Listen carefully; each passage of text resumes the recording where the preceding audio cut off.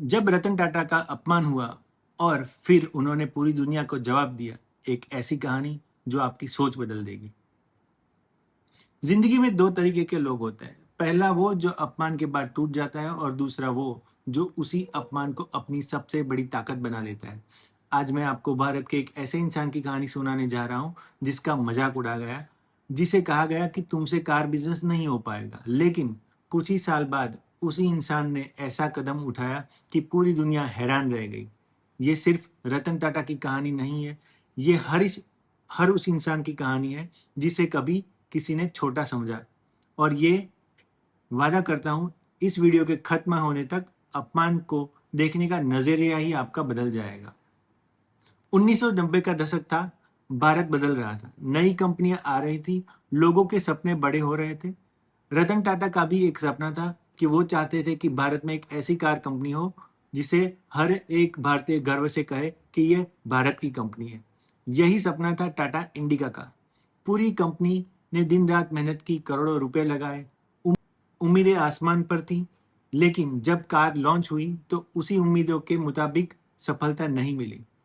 Sales गिरने लगी, media ने सवाल उठाया और लोग कहने लगे टाटा को ट्रक बनाना आता है, कार नहीं बना सकता। सोचिए, जिस इंसान ने अपना दिल लगा दिया उसी के सपनों का मजाक उड़ाया गया। कंपनी पर दबाव बढ़ने लगे, सलाह मिली कि कार बिजनेस को बेच दो। कहा जाता है कि रतन टाटा अपनी टीम के साथ अमेरिका गए फोर्ड से बातचीत करने के लिए। मीटिंग शुरू हुई, कई घंटे तक बातचीत चली, लेकिन फिर एक ऐसी बात हो गई जिसने रतन टाटा के दिल को छू लिया। कहानी के अनुसार फोर्ड के चेयरमैन ने कहा, अगर तुम्हें कार बनानी नहीं आती तो इस बिजनेस में आए ही क्यों? हम तुम्हारे बिजनेस को खरीद कर तुम पर एहसान कर रहे हैं। कमरे में सन्नाटा छा गया। रतन टाटा ने कहा, कोई बहस नहीं की, कोई गुस्सा नहीं दिखाया, कोई जवाब नहीं दिया। वो चुपचाप उठे, अपनी टीम के साथ बाहर चले गए और फिर भारत लौट आए। लेकिन कभी कभी सबसे खतरनाक जवाब शब्दों से नहीं, काम से दिया जाता है।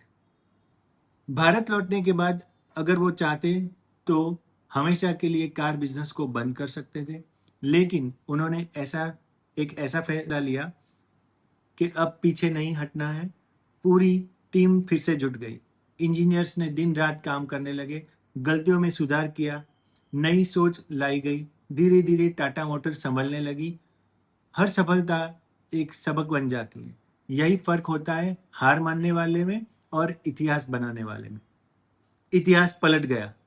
साल 2008, दुनिया सबसे बड़े आर्थिक संकट से जूझ रही थी और तभी एक ऐसी खबर आई जिसने पूरी दुनिया को चौंका दिया। टाटा मोटर्स जैगुआर और लैंड रोवर खरीद रही थी। ध्यान दीजिए, ये वही जैगुआर लैंड रोवर थी जो फोर्ड की थी। कहा जाता है कि जिस कंपनी ने कभी रतन टाटा का अपमान हुआ था, आज वही कंपनी अपना सबसे बड़ा ब्रांड टाटा मोटर्स को बेच रही थी। किस्मत नहीं बदली थी, सोच बदली थी, और सोच बदलते ही इतिहास बदल गया। सबसे बड़ी सीख क्या मिली इस स्टोरी से हमें? दोस्तों, हम सबकी जिंदगी में कभी न कभी कोई ऐसा इंसान आता है जो हमें कहता है तुमसे नहीं होगा, तुम इस लायक नहीं हो, तुम्हारे बस की बात नहीं है। इस समय दो रास्ते होते हैं, या तो आप उस इंसान की बात मान लो, या इतना काम करो कि एक दिन तुम्हारी सफलता ही तुम्हारा जवाब बन जाए। रतन टाटा के रतन टाटा ने कभी किसी इंसान को गलत साबित करने के लिए काम नहीं किया। उन्होंने खुद को बेहतर बनाने की कोशिश की, काम किया, और यही वजह है लोग उन्हें सिर्फ एक बिजनेसमैन से नहीं, लेकिन एक महान इंसान के रूप में याद करते हैं।